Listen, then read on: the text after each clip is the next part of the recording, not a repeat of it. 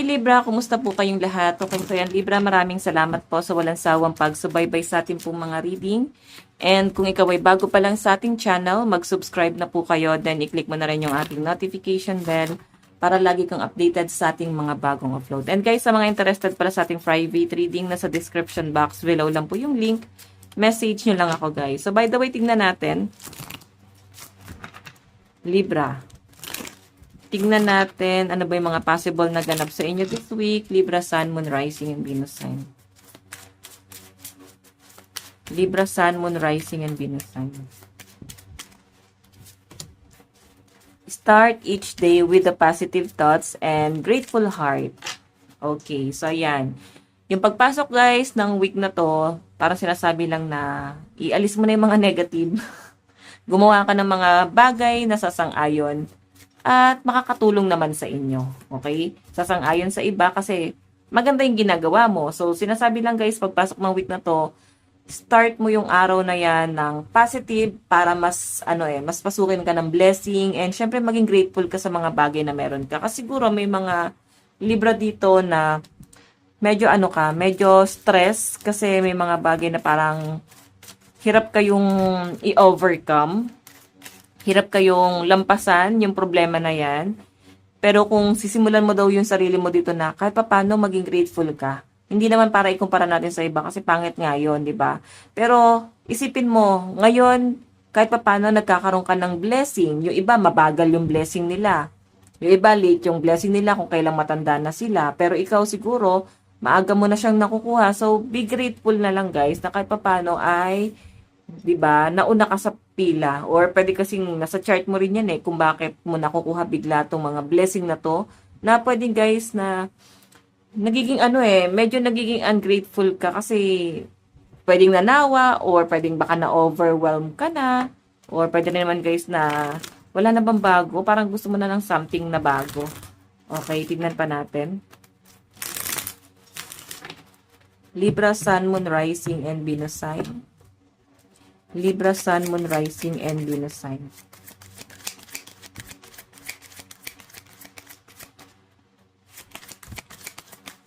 Additional message.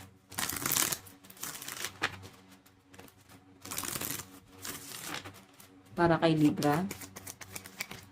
Oops.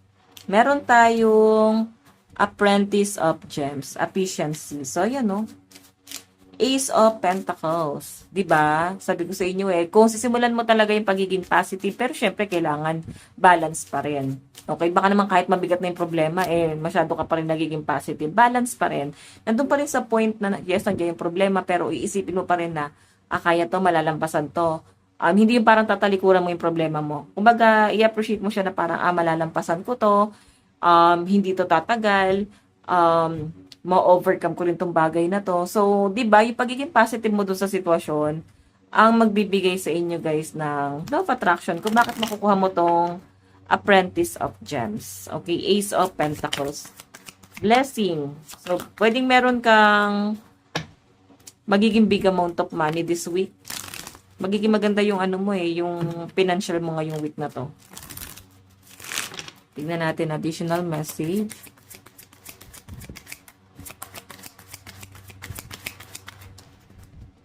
Meron tayong Temperance. Just breathe. So, yan. Hail, exhale. And guys, itong Temperance na to, malit ka na sa gulo ng iba. Kumbaga, huwag ka na masyadong dumidikit sa mga taong masyadong negative yung buhay, masyadong ang daming gulo, ang daming problema.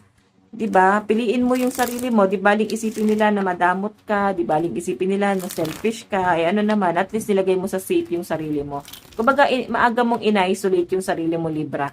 Kasi Temperance case, madalas nadadamay ito sa gulo ng iba Parang hirap makahinga. Kumbaga, masyado kang mapagbigay, masyado kang concerned, overprotective sa iba. Pero kasi, kung iisipin mo, unahin mo na yung sarili mo dito, 'di ba? Maaga mo ma-overcome yan. By the way, tignan pa natin. Meron tayong Ten of Lightning, burden. Ayan. Okay, ayun ang dami ng burden. Pwede ang daming responsibilidad, ang daming dinedemand sa inyo. Ito bayarin natin to. Ito yung mga babayaran, ito yung bibili natin. 'Di ba wala kasi guys wala talagang ending sa mga responsibilidad. Walang katapusan 'yan. Lalo na kung nag-decide ka na maging magulang or nag-decide ka sa sarili mo na maging breadwinner. Lahat kasi guys ng nangyayari sa buhay natin, choice natin. Ngayon, kung breadwinner ka ng pamilya, choice mo 'yan. Kasi nga ang intention mo lang siguro nung una pagtulong hanggang sa para bang naging obligasyon mo na at hirap nang umalis. 'Di ba? Dapat kasi hindi mo tinolerate. Dapat binigyan mo rin sila ng buhay para meron din sila guys ibang resources. Kasi ikaw hirap ka rin naman sa buhay. Tulungan mo sila para kahit paano meron silang ibang source of income. So ito yung nagiging burden mo dito. Okay? Nadadagdagan ng mga responsibilidad ng mga Libra. And lalo na kung may pamilya na kayo, di na natin guys kayang anuhin pa yan. Talagang pag pamilya, normal na magkaroon kayo ng responsibilidad dun sa mga yun. Okay, so by the way, check pa natin. Additional message. Meron tayong oral of gems, practicality. So, yan. Burden. Ano mangyayari, guys? Mas magiging wise ka ngayong week na to. Na parang sa halip na tambayan mo yung lungkot, tambayan mo yung problema, talagang nag-iisip ka ng paraan paano mo siya malalampasan, no? Yun ang nakakatuwa sa mga Libra dito. Kumbaga, iniisip mo dito talaga is pera. Okay, paano ko to sisimulan? Kailangan ay may nagiging progress sa buhay. Okay, yun ang nakikita ko sa mga Libra dito. So, by the way, additional message. Meron tayong achievement. So, ayan, no? 7 of Gems. Meron kang mga ma-achieve sa buhay mo. May blessing na paparating talaga kay Libra, no? Piling ko ano to, reward to para sa'yo. Dahil nga ikaw ay naging responsible, and kinaya mo yung pagiging strong. So, meron ka ma-achieve. Property ngayon nakikita ko baka nag-iisip kang bumili ng something property.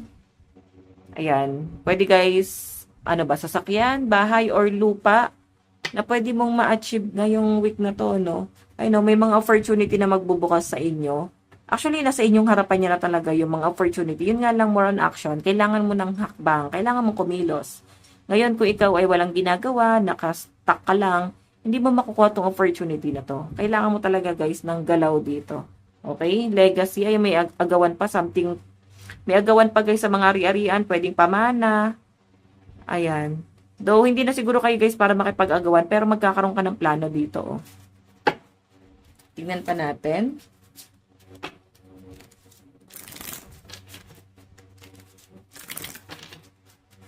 Okay. Libra, Sun, Moon, Rising, and Venus sign. Advice. Meron tayong grace and gratitude. True gratitude, joy expands. Ayan, no? Kailangan maging thankful ka sa kung anong meron ka ngayon. Kasi, the more na ikaw ay nagiging grateful, or naging grateful ka sa blessing na dumarating sa inyo, or tulong ng ibang tao, kahit hindi guys consistent, ganun naman talaga. Ang pagtulong guys, hindi natin yan hinihingi ng panghabang buhay. 'Di ba? Nasa kanila 'yan kung yung pagtulong na 'yun ay panghabang buhay. Pero kung once ka tulungan, maging grateful ka na may kahit papaano guys, nandun sila tumulong, 'di ba? Hindi natin guys pwedeng i-demand yung habang buhay na blessing sa kanila. I mean, pagtulong. So maging blessed ka na lang na kahit papaano guys, nandiyan sila nung mga panahong kailangan mo at may pagtulong. So sinasabi rito, once na nagiging once na nagiging tawag dito, parang nagiging grateful ka dun sa bagay na nakukuha mo, 'di ba? Mag-expand yung kaligayahan kasi wala kang ina-expect sa ibang tao. Ganon. So by the way, Libra, ito lang pong inyong reading. Maraming salamat po. God bless and love you all. Bye-bye.